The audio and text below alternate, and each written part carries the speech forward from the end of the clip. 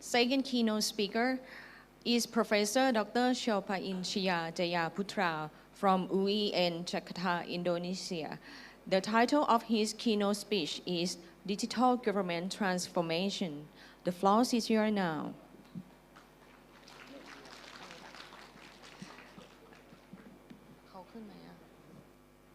And before he starts giving a keynote speech, may I have your attention to the video introduce him first. Profesor Dr. Insinyur Sofiansyah Jayaputra, MSc, IPU, Asian Inc. is a professor at the Faculty of Science and Technology at UIN Syarif Hidayatullah, Jakarta.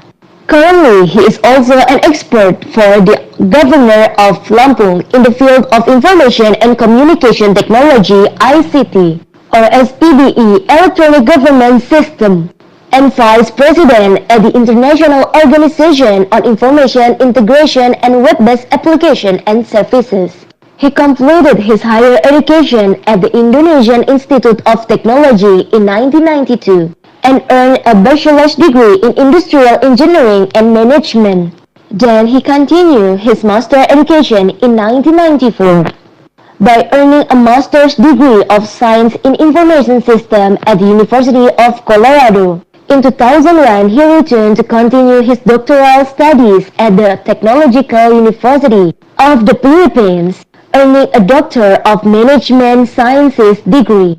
He has also served as director of the Center for Information and Communication Technology, Pusti ICOM, UIN Jakarta, in the 2003 to 2009 period, and became Dean of the Science and Technology Faculty of UIN Jakarta in the 2002 to 2012 period. He has achieved many international certifications, such as Certified Lead Auditor ISO 9001 to 2015, Certified Information Security Management System, and Certified IT Service Management, IT Information Library.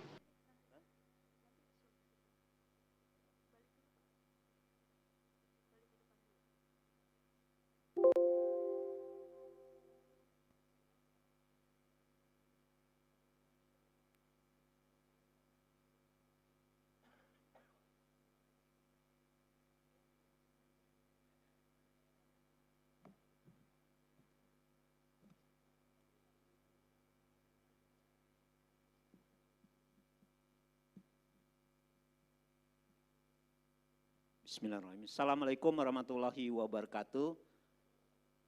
Good morning, everybody. Oh, I forgot the same. Samung kapat. Huh? Yeah. Okay. Thank you very much for opportunity to present the topic is the digital government transformation. Many slides, but I try to simplify. We're talking about the introduction and about the digital government transformation. We also are talking about the digital bureaucracy reforms, about the framework or the model of frameworks for digital transformation governments, and the aspect of the DGT, the impacts, challenges and barriers, and last not least, future trends. Okay.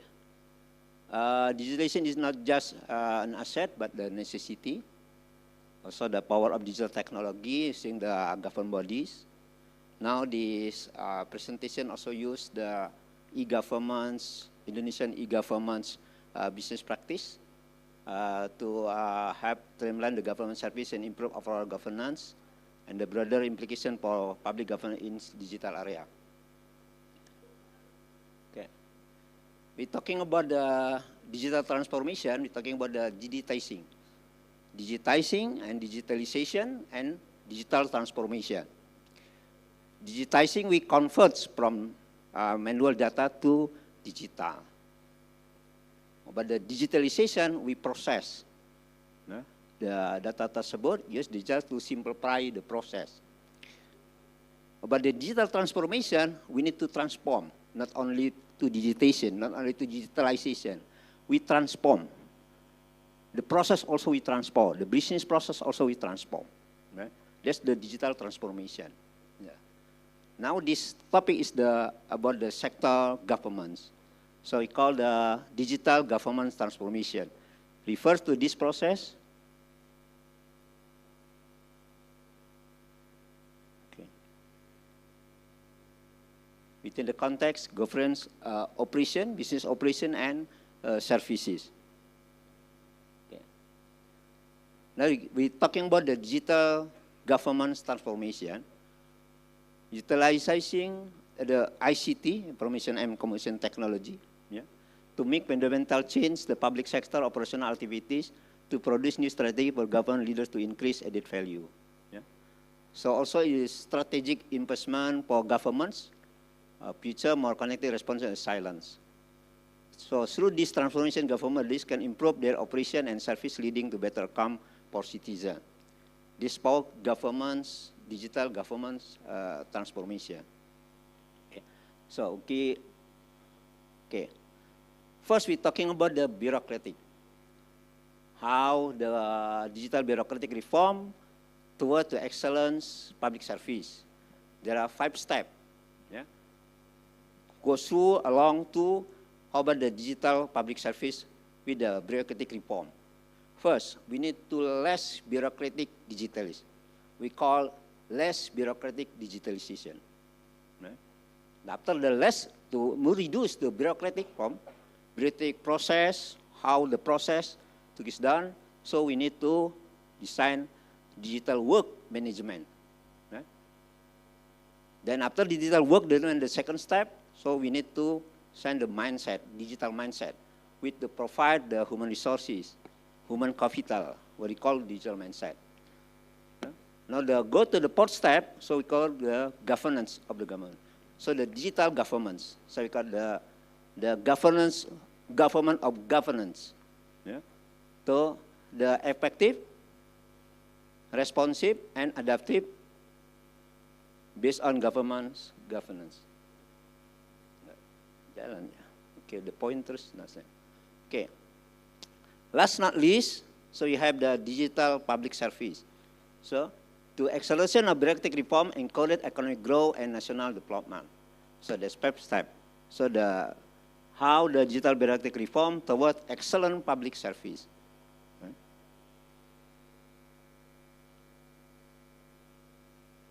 Okay. E-governments or electronic governments. Actually, electronic government is government administration. Part 2 part. It's not only about the electronic in the digitalization, because with transformation.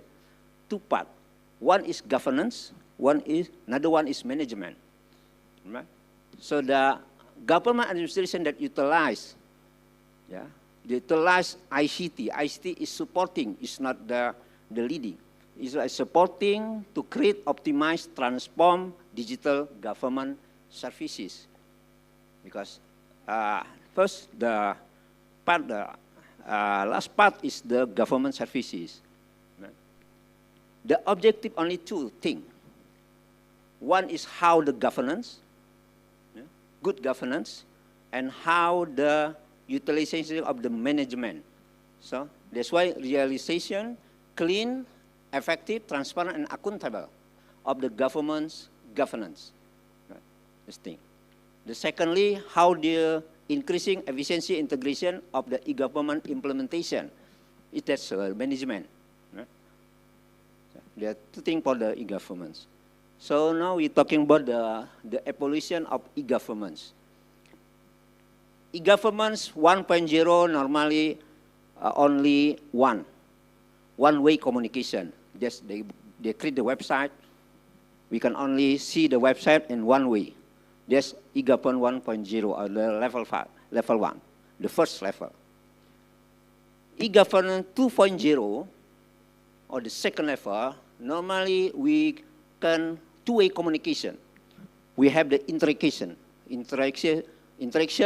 with the services system, with the about the website or this thing. two-way communication, hand integration still provide more user-friendly interface, start some basic online service. Okay. That's the government 2.0. We have the two-way communication. The third level, or e-government 3.0, have the transactional state, transaction. So we provide, that they provide, so from 1 to n, how the digitalization, how they transform of the business process innovation. So, not only interaction, but also from the beginning, what about the business process they need to suit, then all will by online or by digital. That's the 3.0. So for government 4.0 is called transformational and integrated state. Yeah. So seamless integration personal service and provide holistic service cut across different government agencies, anticipate citizen need, use data-driven approach to what the policy, regulation and policy, and decision making. So the government 4.0 and beyond, 5.0 and beyond, further integration new emerging technology leading to even go to smart governments. Yeah? From e-government to smart governments. Yeah? Hyper-connected services, cognitive government, blockchains for trust, yeah? And also quantum computing. Yeah, for this one. So now we work forward from 4.0 to 5.0. Okay. From e-governments to digital governments. Right? So involve creating personalized, interactive, accessibility relationship and exchange between governments and its citizens. Okay. Digital government like e-government as a tools support policy making and service delivery for sustainability development goals. For digital man. However, to enable this shift, the application of new emerging technology is just starting point and should not be considered in isolation from other factors. So it is important to consider possibly combination of this technology as well as their specific characteristic. So from e-governments to digital governments. Okay. Now e-governments is applied to governments. There is the central governments, there's the district, province government, and district government, and also county. Right? So they implement. So in the city, like the city, they implement smart city. Right? What's the different distinct? While e-government often focus digitalization government process for e-governments, but smart government or smart city initiative take it to delivering digitized data and process to improve decision making, resources management, and quality of life. So, they implement the e-governments. In Indonesia, we call sistem pemerintahan berbasis elektronik from Indonesia. But in the county, county or kabupaten, they implement also smart city. But all the way down, go to the smart governments. Right? From e-governments to smart governments. Right? So smart government refers to use digital technology to improve government operation and service delivery, while Smart City initiative focus on leveraging data and technology to improve the quality life for citizens in urban area. So by combining this approach, government can create more efficient, effective, and sustainable solution that benefits both governments and citizens. So, we're starting from the digital transformation, and we're starting from e-governments, digital governments. Then we goes to smart governments. While in the central governments, province government, they still use the e-governments, but for the district level, they also implement of the smart city, and the village level, yeah, they implement smart village. Yeah. So all the way to go to smart government. Right? Okay. Now we're talking about the model framework. Yeah. In digital transformation, governments now implement the e-government itself. Right? The framework is two parts. You see, there is a governance here. It's not working, yeah? Okay. See, there is the government here. Right? And management in this side. Yeah. What's mean? We need to create the framework. We need to create the framework to ensure the implementation of regulation, direction, and control in the integrated implementation of e-governments. That's the framework. Right? To implement the framework, we need to manage. Right? That's management to carry out the management e-government elements, efficient, effective, and sustained. Right? So this is the framework. We have the strategic plan, information system, strategic plan. Sometimes people call the master plan. In Indonesia, called the Rencana Induk. Right? There are two, about the strategic plan and enterprise architecture. What related the enterprise architecture and strategic plan?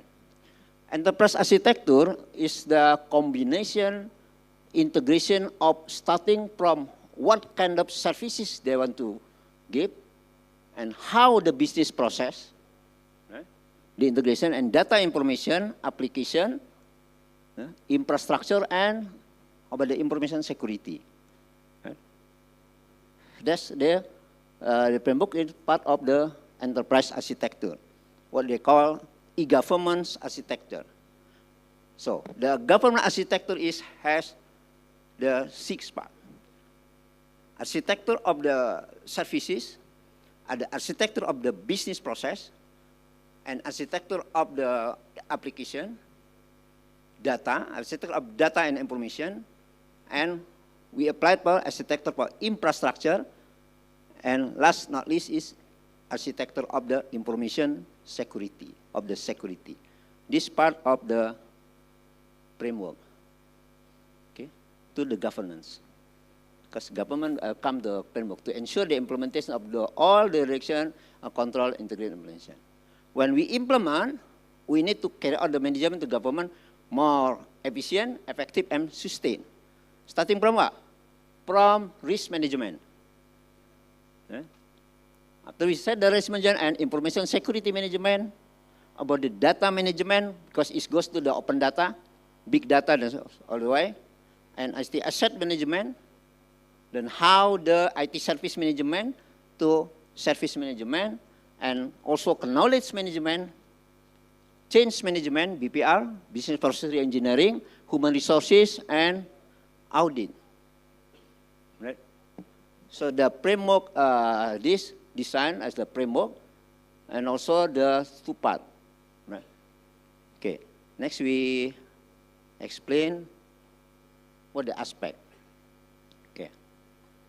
First, the technology you see is not the leading. The technology is the 3rd part.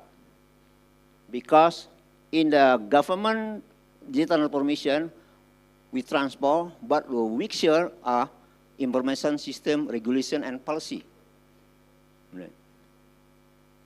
So information given policy, then we create the strategic information system planning, strategic planning, which is come to the master plan, and there is the architecture and strategic plan. What's the difference between architecture and strategic plan? Architecture, the as-is architecture is current system. We create first, then we need to have the what kind of the architecture government for to be. To go from the to be 5 years next, we need the strategic plan, and we need the roadmap. Right? So this one. Yeah. So after this thing, so we talking about the ICT. There are 4 parts of the ICT, from the application, from the infrastructure, also for interoperability. We're talking about the integration, now we need talking about the interoperability. Next we are going to discuss further. And also for the organization or institution and human capital, the aspect. Okay. The implementation management and the services. There are two parts of the services. When we are using the value chain analysis, so we have the part of the back office and also supporting and also for services for the public. Yeah. For the main services, we call government administration services and digital public services. Last not least is for the ICT audit. Okay.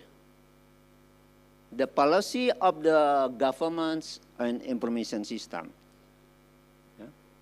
What are the need to be to manage, to put on the regulation? First, about the architecture.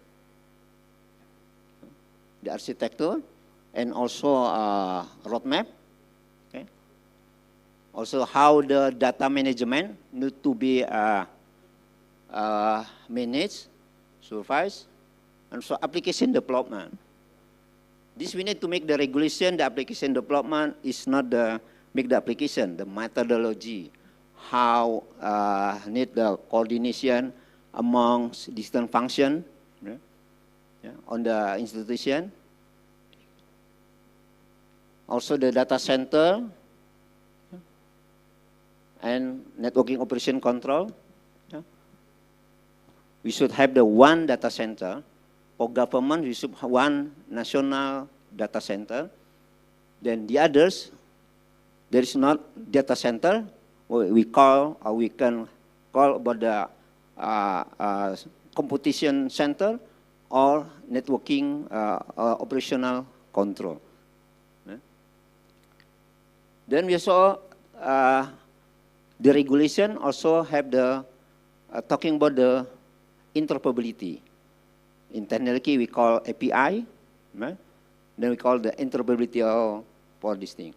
Now we're not talking about the integration. Integration is in the system. When talking about the data, how they share data, because data is also need to protect, protection data, protection. Yeah? So we cannot integrate. We has to use the interoperability. That's why need to be make to on the regulation. Right? Because we have also for the protection personal data. Also the regulation has to have the information security management and audit, also organization and human resources. How the team coordination and running the management, management of the e-governments, and how the collaboration implementation of the e-governments. That this policy. Okay. Okay. Next, about the second part. After the regulation, we're talking about the strategic planning of digital government transformation. Okay. Normally, institution is jump ahead to SOP. Right? They create the SOP, they create the application. Right? Now when they connecting, it's not connected. Right? So from this, we should have the architecture first. Right? Because the architecture, imagine we have the good house. Can you imagine we have a good house without architecture of the house? Right? As well. Here the system, we have the good system without architecture. Then normally people, even for our university, jump ahead to SOP, jump ahead to the application. There is no architecture. Right? So, why we need the architecture? Because architecture is the basic framework to describe the integration of what? The integration of the services, what are the services, how to the service deliver, then we need to integrate the business process. Right? In Indonesia, we call tata laksana. Right? Government is tata kelola. So, two, services and how to deliver service with the business process. When the service and business process having, then we need to have the data, because data is raw material, become information. So that's why we need to have the architecture of data and information. Right? After that, then we need to create the architecture of application. From the architecture application, the infrastructure and also security, to produce integrated services for governments. That's the architecture. What the related between architecture and business process? The architecture has the architecture business and architecture plus business, level 0, level 0, and level 1. Right? To deliver the business process, goes through the SOP, has to, from the architecture, sub-architecture business process to business process mapping. Right? But now, because we also to goes to the 4.0, we are not talking about the business process mapping. We're talking about the business process innovation. Right? Because the process has changed. Bureaucratic is already less. Now we combine this bureaucratic, less bureaucratic, so put on the business process. Existing business process has the 5 process. Now we reduce the 5 process, become 2 process, and we make digitalization. This part, right? So the business process innovation, after that, then goes to process, sub-process, and SOP. Atau a standard operational procedure has the activities goes down. Right? This should be done. Right? After we have here, and we have the architecture, business process, good. Then go to the application development from business process. Okay. How about the planning, also the roadmap, right? From the architecture, I can go create the roadmap. Yeah. Roadmap is usually 5 years. How the roadmap? Right? 5 years, we divide 5 years to make this thing. Then goes to the work plan and budget every year. Yeah. Normally governments, there is no roadmap, there is no architecture, they jump to the work plan every year. And they create the application and SOP, so on. Right? That's normally now existing. Even in Indonesia, they apply this business practice. From this framework should be have the architecture, then goes to the roadmap for 5 years, then every years go work plan, right? Then start for the implementation, design, applied, from this architecture goes to business process. And we have all the business process, we have the SOP, then goes to the application for the next part. Then ICT come for the take place. Okay.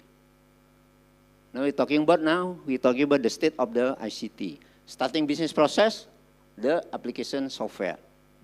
Right? Goes to the data center. Right?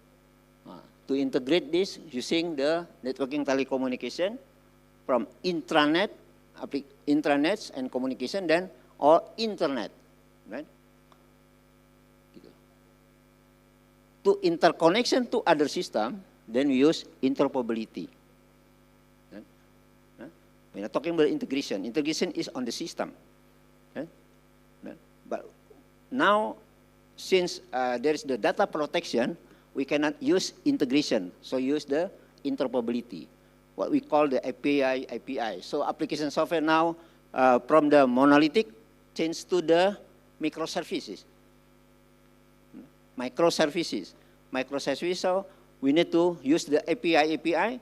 Can you see many API here, right?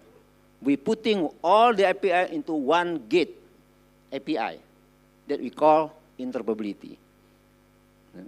This one, the interoperability, this thing. So all the application come cross all the way. Then we have the data center and networking operation control. There is only one data center.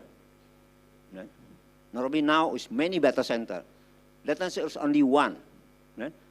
National data center is only one. The other is not data center. It's only computation center, computation center and controlling and operation. Right? This one. Okay. This is the model for the ICT part. Okay. Okay. When we already done all this way, then we need to how the implementation of the management. We starting of the IT risk management. Yeah. The ISO 33 and information security management. ISO 27000, yeah? And human resources management, how to manage, and data management, yeah? Because we need to take care of the data, and asset management, also the knowledge management, so the knowledge, tax mining, all this way, and change management, our business process engineering, and IT service management, right? Need to design of the management. Okay.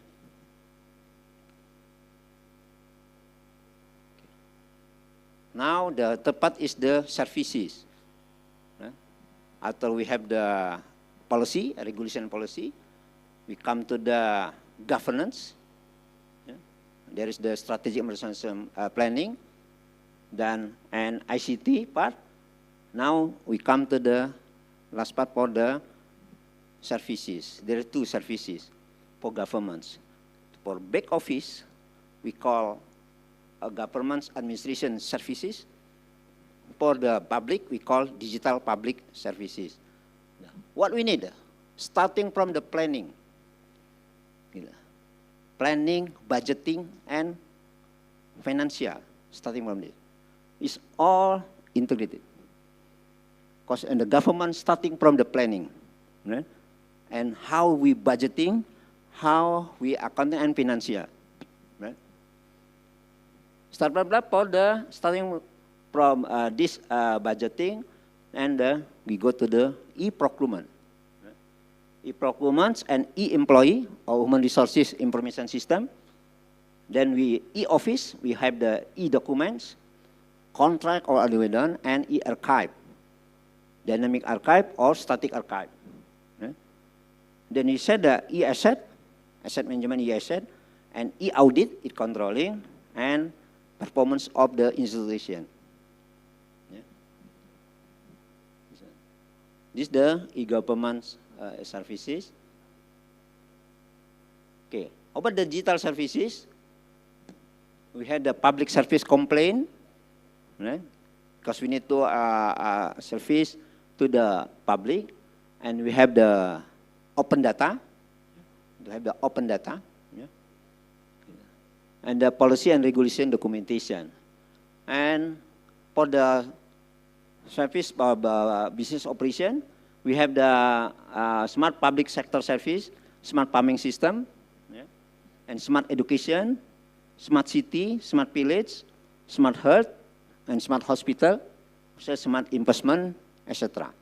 Yeah? This all the. Okay. ICT audit. We have three parts for us there. We need to audit infrastructure, and we need to audit the application itself, and we need to audit the information security. Right? Okay. Now we have talking about the impact of the digital government transformation. Enhance service delivery. Yeah? Also increase transparency and trust. And economic growth. Improve policy making. Yeah? And greater inclusivity, resilient on crisis management, especially this, we happened last time, have the COVID, yeah? Sustainability. Yeah? Clean, effective, transparent, and sustainability on more dynamic and responsibility public service. about the impacts of the digital government transformation beyond 4.0. Okay. What is the challenge and barriers? Security and privacy concern. Because now we have to protect data, personal data, right? Then an issue, the privacy and security is the first concern about the challenging and barriers, and also the interoperability issues, because all the system has to be connected, right? Without integration, then we need using the interoperability. So the technological infrastructure, especially in the countries, has many villages. In Indonesia, so many provinces. We have 34 province and city district, yeah? Almost 500 district, and we have more than every province normally 2,000 villages, right? Time 34 province. So many. So we have the technological infrastructure issues, yeah? And change management. So because the people normally when they satisfied with the system, it's difficult for them to move, transform, because the digital transformation, we need to transform business process paradigm. Yeah? We need to move. That's why change management is need to be the issues of the challenge and barrier. Okay? Digital divide and there also human capital. Okay. What about the future trends of the government digital transformation? Okay. In this case, we have the convergence of artificial intelligence, big data, quantum computing, and blockchains, yeah, for the emerging technology, etc. And also the integration of open data initiative with big data and artificial intelligence, yeah, for the open data. And inclusion of text mining and data mining. Right? Let's be detailed one by one. The convergence of artificial intelligence, big data, and quantum computing and blockchains. This is the powerful combination that can significantly enhance digital government transformation, unique strength, and when integrated to create synergy that propel government service into the new era, efficient, security, and citizen centricity. Okay. Okay.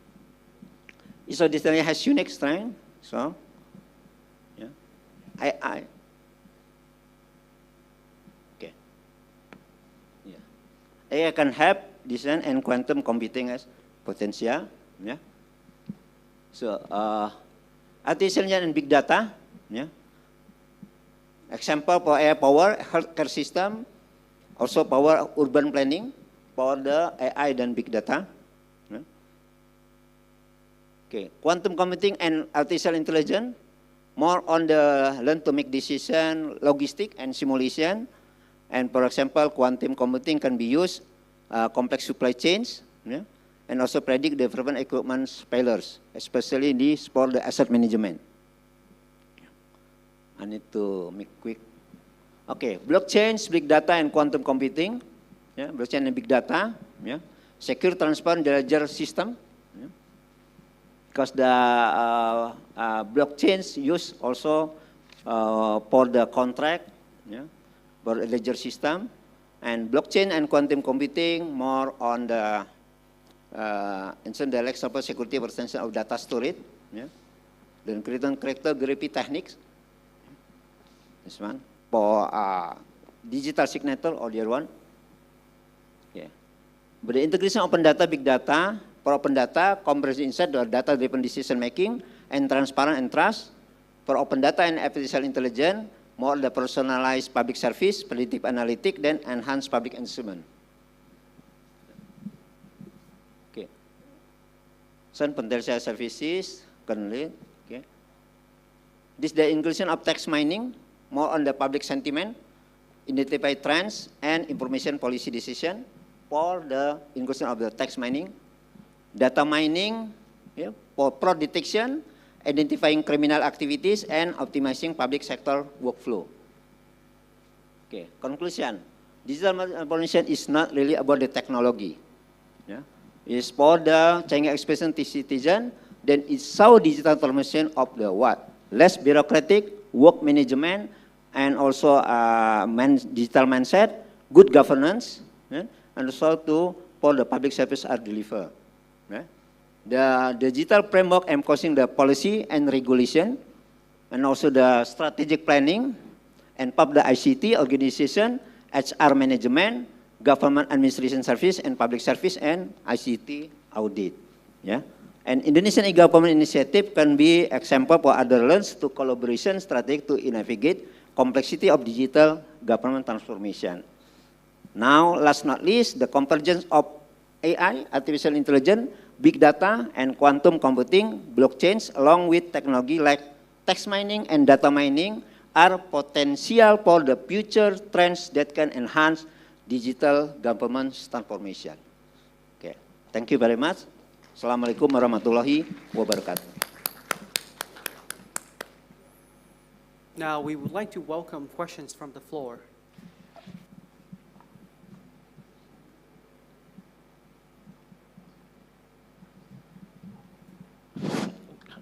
Okay, Pak Sofyan,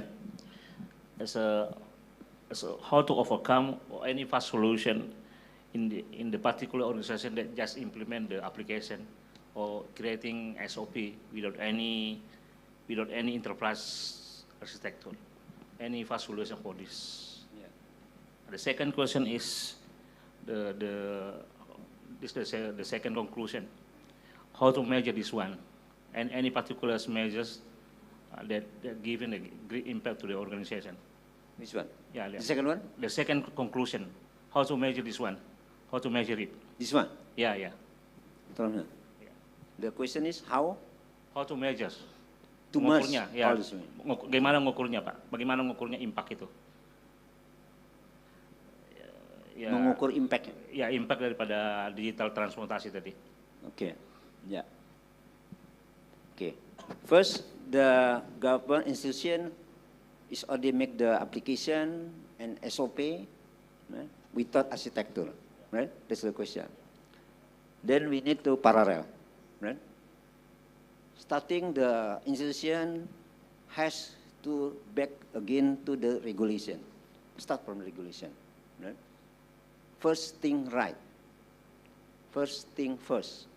First thing right, right? So back to the regulation, the policy, right? Create the policy to create how the units, yeah, to develop the application, something like that, right? After that, then we create the architecture, right, and back and forward. So the SOP start, see, yeah.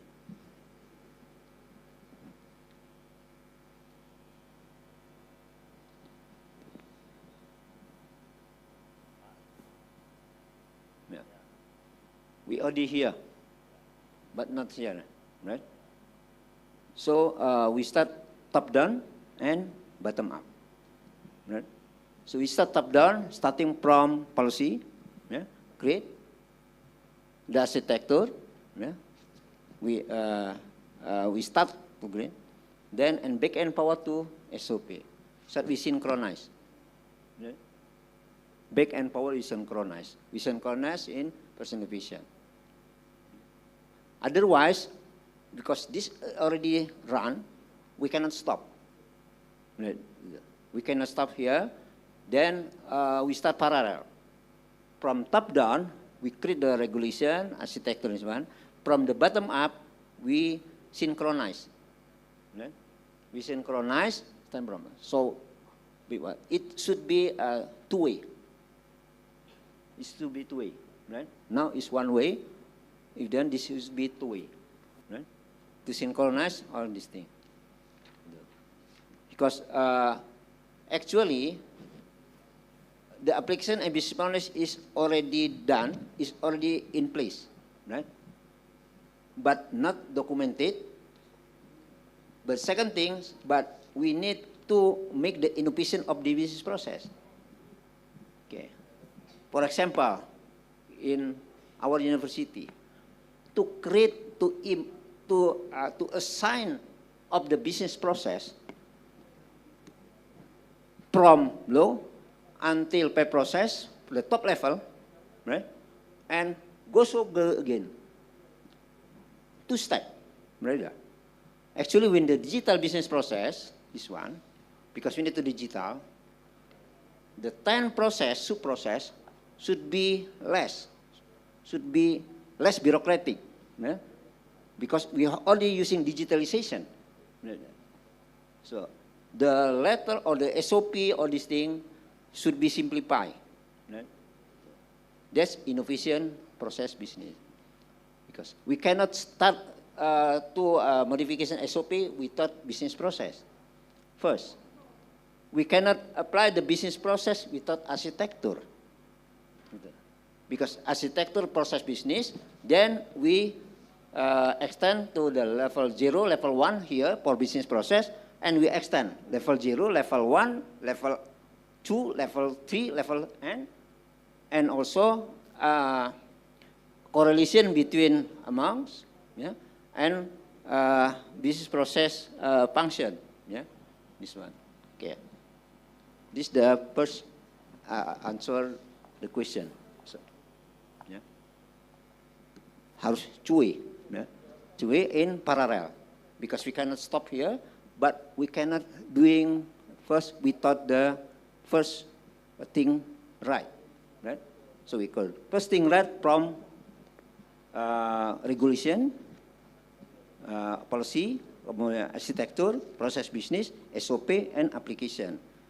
Since this one is already have the application, then we need the bottom up to synchronize this thing. Right?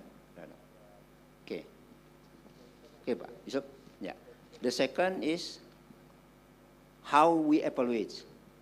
Okay. To evaluate the government organization, we call maturity level. Yeah. Maturity level for domain. For maturity level for the policy, governance, and management, we have like set the maturity level. Yeah. For example, level 1, the policy is not signed up. Level 2, the policy and the governance document is already signed up, right? Is already signed up, but not really full the apa ya bahasa Indonesia? The element of need to be regulated. Right? So level 3. Level 4, the policy is already implemented and is already evaluation, monitoring and control. Right? This maturity level 4. It's only level 1 that government is not really have the regulation. Level 2, the institution has regulation, but not really complete. Level 3, the regulation or governance document, SOP or business process, yeah, is already signed up and is already implemented. But when we implement, we need to evaluation. Right? We cannot go through to the level 4 without evaluation periodically. Visualizing, monitoring, and control. Right? Then level 5 is optimized. This is maturity level for the government transformation. Okay. For services, there are 4 levels. For example, level 1, if the government is only, the website is only services, is one way. We cannot interaction. It's level 1. Level 2, if the government has to provide the services, is already interaction. We can interaction. We can download something, all these things. The second level. Third level, level 3, is already full transaction. Right? Full transaction, right? And already implement. They cannot go to the level 4 without the implementation, without monitoring and controlling periodically, and the collaboration, because we need to have the interoperability. The collaboration from this service to another service, this level 4. Level 5 is the optimum. The how we can check the maturity level of the digital government transformation. That's how we evaluate and we assessment. Okay. No? Okay. Any other questions from? Okay. So. Okay. One more question. Thank you. My name is Asep. I come from Indonesia, Wahamka University. I will ask, not in the technical matter, Professor. I just want to ask how to implement the digital transformation in human resources in government office. As we know, it is too bureaucracy in Indonesia. Would you give us the advice? Thank you. Okay. In e-governments, Indonesian e-governments has the policy about the administration services, Indonesian government administration services, yeah, has to be done in the central governments. Yeah. The provincial government and state governments not allowed to develop or make them, because this is the responsibility for the central governments. Right? Yeah. If the governments, province government wants to build the employee system about this one,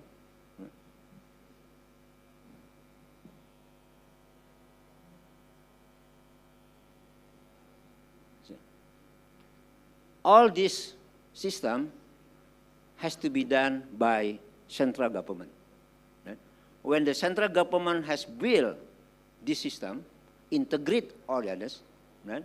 Then they can propose as the application can be used, can be implemented to the below level, right? Governments, also province or district level, right? This one. Right? However, the local governments can extend this system, right, with the local wisdom, right? But we need to integrate to the central, right? Not allow the local governments to develop this system, right? Except for integration, to make the extent of this one. And we call the collaboration of the system.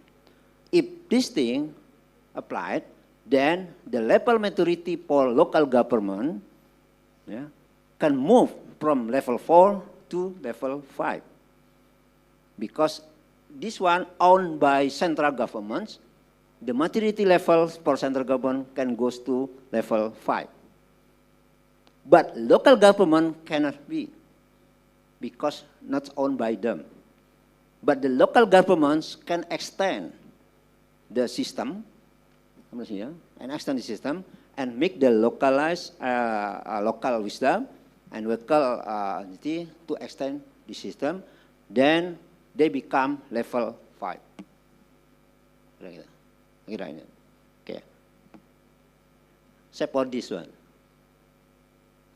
This one is not the general system, because this one is every local government, every government has specific. Yes. So they can except for this one. So the regulation, if the central government is already done by the system, for example, 1, 2, 3, right? Okay, they can use this system and they can propose to local government use it. There is only one development system taken by governments, only one. The other ones is to extend this thing. So if the government is already developed this system, so they must to propose this system can be used, yeah, to others governments. Right? Because it's already done, then we need to have the one central. Say, for example, for the see here. When the application comes, and they said to put on the data center, we have the Pusat Data Nasional, Data Center Nasional, come from here. Yeah? To develop the application has to coordinate with the function of the ICT department. Right? Yeah, this one. So there is only one development application, is only one. The other one is the extent of the functional of this thing. If one government is already create based on the budgeting from the government, they must to register. They must to register and they apply to sistem berbagi pakai, sharing application system. That's why we only have the IT master plan in national. Previously, every government has master plan. Now we only one master plan, and the others only has the architecture and strategic plan, roadmap. The only one rencana induk for or master plan for e-governments, only one. Yeah. Because the e-governments, national e-governments is only one. They have 5 institutions. And e-government of the ministry. And local governments, province and district level or kabupaten. Okay, only one. One question. Yeah. Thank you, Prof. Sopiansyah. My name is Mohaimin from the Asia Youth Cyber University. I'm interested about the issue one data, yeah, data management, yeah, in Indonesia is the problem issue, yeah. Can you describe, yeah, what kind of the data management strategy is there to create optimal data related to e-government? Thank you, Ms. Professor. Data is collection of the fact or event. Data, when we process, become information. Right? Information goes to the public information. But data cannot be just we transform. Right? Because data has the regulation of the data protection, personal data protection. Right? Like the identity card, the KTP. Yeah? We cannot send the data personal. Yeah? We need 2 minutes. We call the one data. Yeah? One data has 2 minutes. Yeah? The information, different thing. Information has to goes to the public, what we call information public.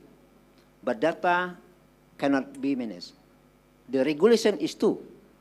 Regulation for e-government, there is regulation for governments. Indonesia regulation government 95/2018 for e-governments.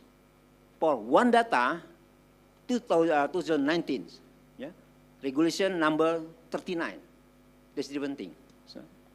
So what is the collaboration between e-governments and data? And we have the open data. One data international and one data govern, one data in national. One data and one data per province, all this thing. One data. So I wish I have the slide, but I changed that slide. Yeah. So the collaboration. Okay. How about the? Okay, I remember. Yeah. See, yeah. We have the plan. We have the time, right? 1 minute. Okay. See. This data management, right? This data management goes to here, yeah. To why is data need to be collected? Because the data is For the data, we have the metadata, we have the verification data, and we have the published data. So data has the owner. Yeah. From data management goes to the open data. From here, so the public service go to this open data. Yeah. For this open data, yeah, and for the future, goes to the big data and artificial intelligence. For this one, right?